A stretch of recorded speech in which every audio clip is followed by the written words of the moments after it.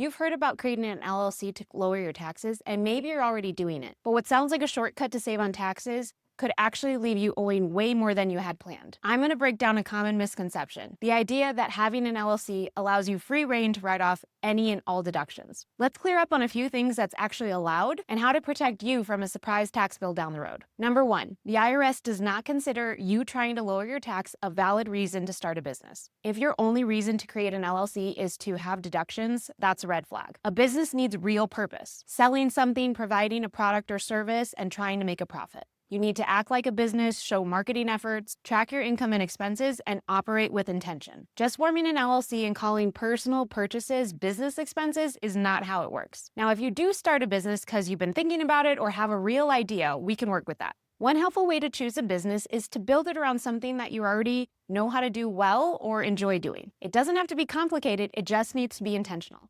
Here are a few business ideas that work especially well for high-income earners: consulting or coaching in your area of expertise, content creation, online courses or digital products, real estate side gigs, freelance or fractional leadership, or something that you love to do like gardening and teaching other people how to garden, baking bread, or really anything that you enjoy doing that you can help teach others to do as well. These aren't just hobbies, these are legit income-producing businesses. Number two, now let's talk about something else that most people haven't heard of: the hobby loss rule. Here's what it means. If your business doesn't make profit in 3 out of the last 5 years, the IRS can decide that you're actually not running a business. They'll call it a hobby, and when that happens, tax advantages disappear fast. So what's a hobby loss? A hobby loss happens when you're claiming business expenses and reporting losses, but then the IRS decides that you're not actually running a for-profit business. You might look like you're running a business on paper, but without real effort to be profitable, those losses are not legit. When the IRS reclassifies you, you can't deduct your losses anymore. You can only subtract expenses up to your income that your hobby earns, if any. And worst of all, if you've already taken those losses, you might have to pay those back with interest and penalties. This is where that simple tax strategy turns into an expensive tax bill. If you're really serious about building a business, you have to take this rule seriously. It's what helps you build a strategic tax plan instead of getting penalized for a misunderstanding. So let's say your business is real and you want to do this right.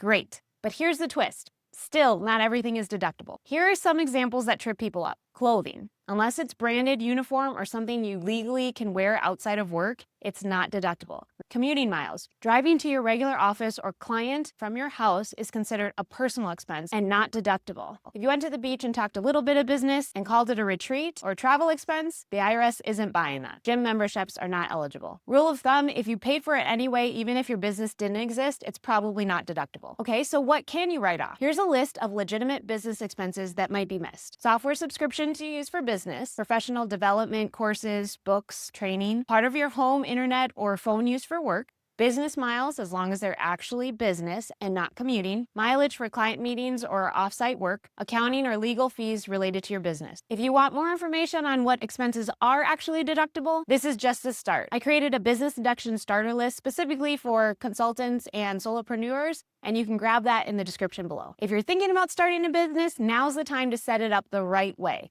Not just for taxes, but for long-term wealth building. And if you're already a business, knowing how to correctly track your expenses and what is and isn't deductible makes all the difference during tax time. And here's one thing that might surprise you. The biggest opportunity to save on taxes, it's actually not starting an LLC. It's something that most people actually avoid because they don't want to pay the IRS right now. What they don't realize is that in this one move, you could be saving tens, if not hundreds of thousands of dollars on your taxes in the future. I'll break it all down in this next video.